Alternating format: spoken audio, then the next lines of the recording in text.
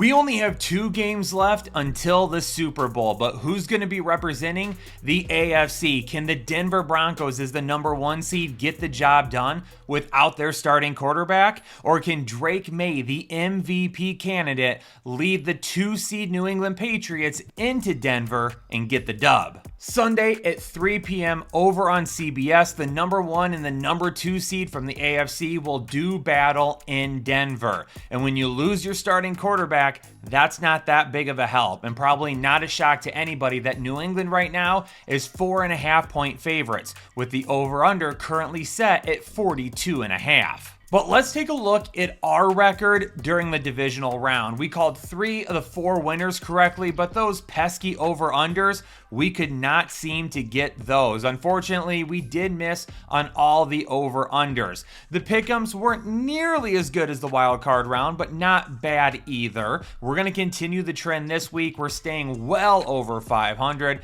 and obviously, we're going to keep seeing a lot of green regardless of what platform you're looking at all of these lines on.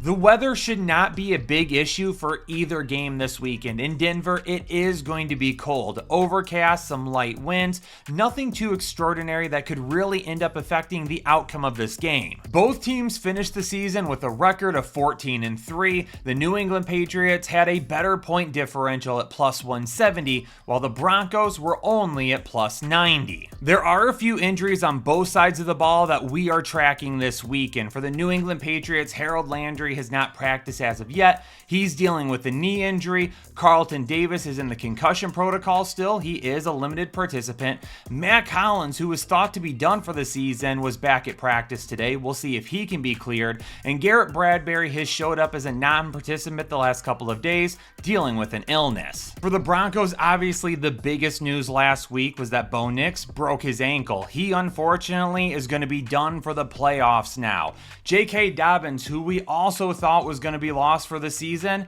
is back at practice, and it'll be interesting to see whether this is just kind of a decoy maneuver, if he could actually be back this week, if they're thinking he could be back for a potential Super Bowl game. And Troy Franklin was limited with a hamstring injury. Let's jump into the matchup edge real quick and take a look at position by position. At the quarterback position, it's obviously Drake Maye. It would have been Drake Maye even if Bo Nix was healthy. Drake Maye is an MVP candidate. But now that you got Jarrett Stidham starting for the Denver Broncos, it heavily favors Drake Maye in this matchup. RJ Harvey has been really solid this season. He ended up coming on very strong, scoring a ton of touchdowns after J.K. Dobbins went down with his injury. He hasn't been nearly as efficient that we would have liked, but I still have to give the nod to Rhamondre Stevenson and TreyVeon Henderson. That is a formidable duo, and you saw it last week. Towards the end of the game, the Patriots just pounded the ball right at the Houston Texans. Ran it, and they could end up doing the same thing this week as well. I will give the edge at the wide receiver position to the Denver Broncos. Courtland Sutton was really good last week. He didn't really do anything for the entirety of the game, but when it mattered most,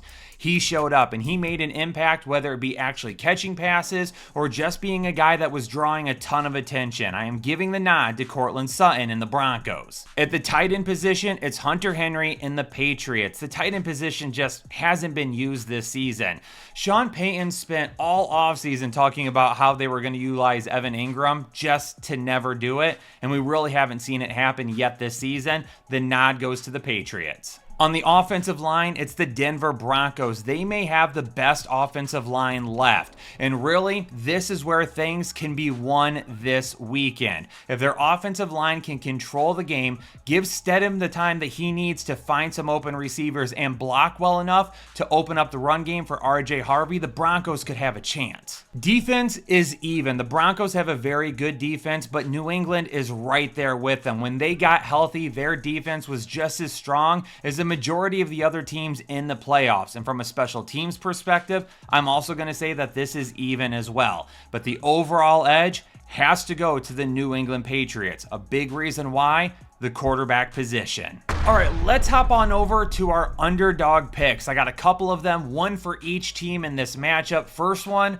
for the visiting New England Patriots, I'm going to go over 7.5 rushing attempts for TreyVeon Henderson. Over his last 10 games, he has hit that mark 9 times. Over his last 20 games, he's hit it 68% of the time. I know Rhamondre Stevenson is the guy rushing the football. We haven't seen TreyVeon Henderson from a volume perspective nearly as much as what a lot of people thought at the beginning of the year. But going over 7.5 rushing attempts when the main way to beat the Broncos is to attack them on the ground and then take certain shots through the air, this is going to be the way to do it. TreyVeon Henderson over 7.5 rushing attempts. And I'm going to go back to RJ Harvey this week, but we're not going to be looking at rushing yards. I want to take a look at receiving yards. Higher than 14.5 receiving yards. Over his last 10 games, he's hit it 7 times. Now, he had no receiving yards against Green Bay a few weeks ago, but he did have 46 against Buffalo last week. And this week, going up against a tough Patriots defense, where you have a backup quarterback that is likely going to have to dump the ball off from time to time, RJ Harvey with 14.5 receiving yards, really 2 or 3 receptions, and he could easily make that. All right, I know the over-unders gave me a little bit of trouble last week, but I've gotten all but 2 games correct so far in the playoffs. And this one I feel like is probably going to be an easy one as well. Denver Bronco fans, this is nothing against you or your team. If you had Bo Nix, I don't think this would be an easy pick. I think this would be a great game. I think Denver would give New England everything they could handle, and honestly would probably be favored in this matchup. But without Bo Nix, I'm easily going with the MVP candidate Drake Maye, Mike Vrabel, this defense to get the upset in Denver this weekend and go on to the Super Bowl. I am going to take the under of 42.5 points. But Headliner Nation, do me a favor, hit the like button on the way out. Do something to interact with the video. Like it, subscribe, leave a comment down below. Let me know your predictions for the game, hype the video, whatever it may be. Just some way, shape, or form, interact with the video. I would greatly appreciate it. Stay safe and stay healthy, and I'll catch you all on the next episode of the Fantasy Headliners. Analytics off the chain, all the channels not the same.